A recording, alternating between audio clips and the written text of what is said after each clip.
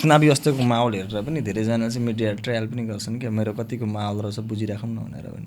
तपाईँ media trial हो कि साँच्चीकै तयारी हो के हो? तपाईँलाई के जस्तो लाग्छ भन्ने कुरो हो क्या। मलाई के लाग्छ भन्ने होइन, तपाईँको चाहिँ के हो भनेर चाहिँ अब धेरैजनाले मिडिया ट्रायल पनि गर्नुहुन्छ नि त। मेरो पनि यसो माहौल हेरिहाल्छु, सर माहौल ठिकै रहेछ भने उम्मेदवारी दिएर चुनावमा घुमिहाल्छु, जिति पनि हालिन्छ कि होइन भनेदेखि मिडिया ट्रायल गरेर ट्राई चाहिँ गरिहाल्नु पछि त ठिकै छ नि त, टाइम आउँदैछ भनेर।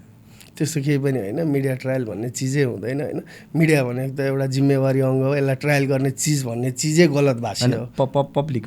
पब्लिकमा चाहिँ के आउँछ रेस्पोन्स भन्ने हुन्छ नि त। पब्लिकमा अहिलेसम्म म जहाँ जहाँ पुगेको छु होइन, जता जता जाँदैछु, जति भनौँ न ल पार्टीभित्रकै आन्तरिक कुरा गर्नुहुन्छन्, 2-4जना नेताहरूसँग पनि गफ गरिरहेको छु, त्यस्तो खासै केही छैन। उहाँहरूको जस्तै तपाईँलाई म एउटा सिम्पल उदाहरण दिन्छु नि, मैले अघि पनि एउटा कुरा जोडिहालेँ होइन, विधानमा त छैन त्यो लेखेको। जस्तै तपाईँ सक्नुहुन्छ, तपाईँ सक्षम छु जस्तो लाग्छ, तपाईँ यो चिजको लागि लायक छु जस्तो लाग्छ भने त्यो त प्रतिभा भन्ने चिज तपाईँले बढाउने हो।